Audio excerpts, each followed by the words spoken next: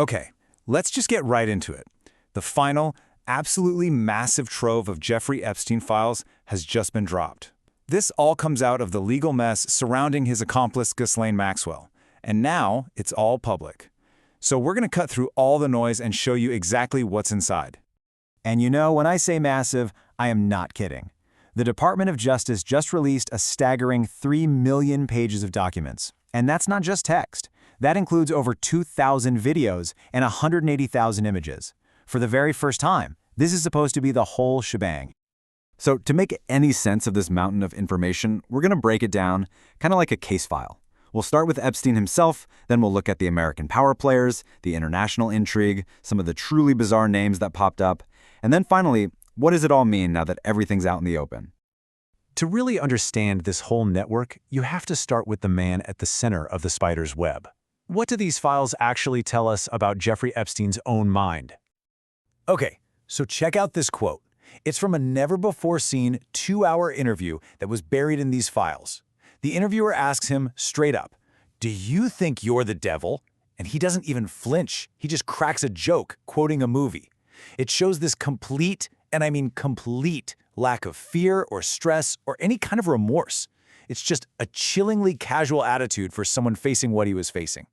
And the other thing that just jumps out at you is the sheer volume of his connections. We're talking royalty, world leaders, celebrities, you name it. And it just begs the question, what was his story? How did he introduce himself that got him in the room with literally anyone he wanted?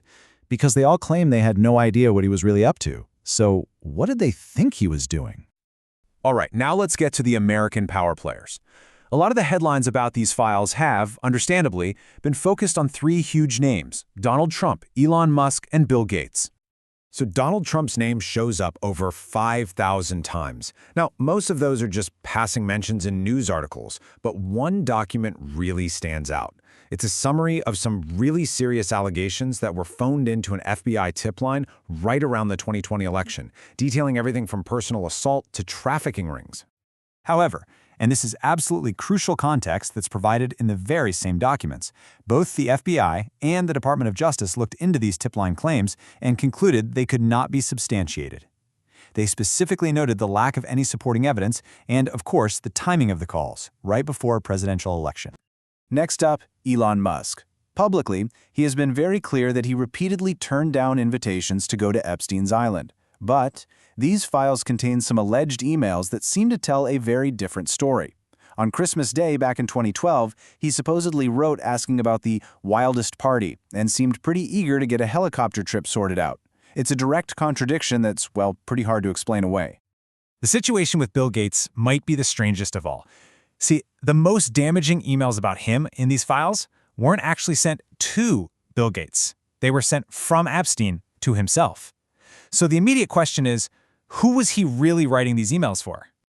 Well, the leading theory is that Epstein was basically ghostwriting a blackmail letter. And the evidence is pretty compelling.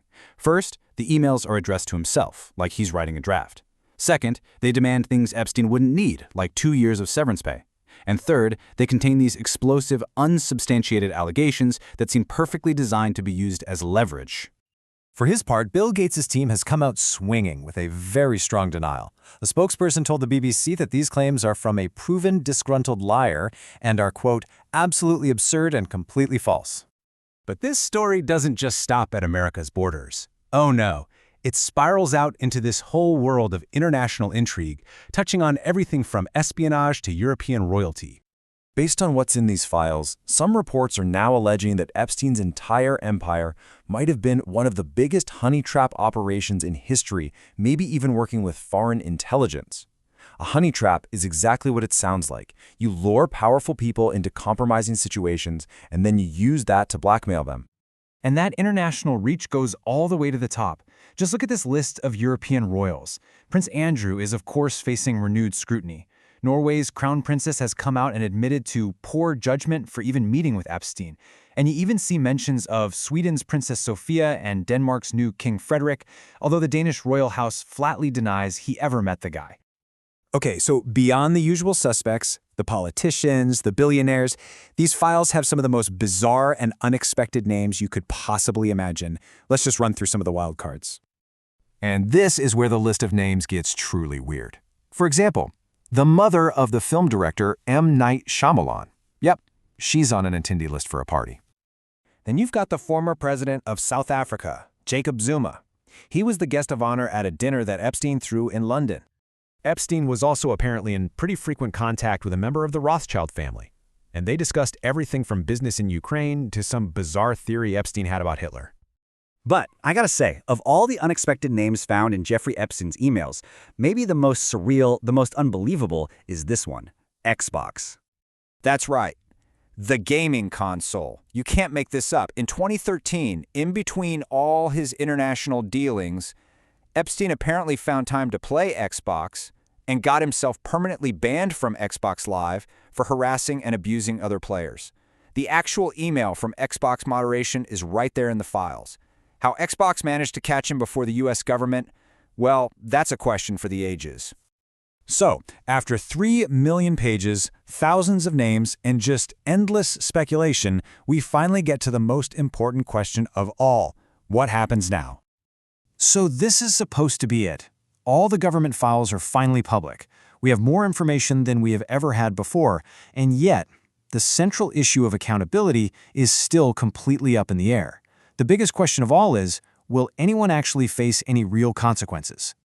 And that really leaves us with the ultimate question to think about. When you look at all of this, are we seeing the blueprint of a massive, coordinated, criminal and intelligence conspiracy that trapped the world's elite?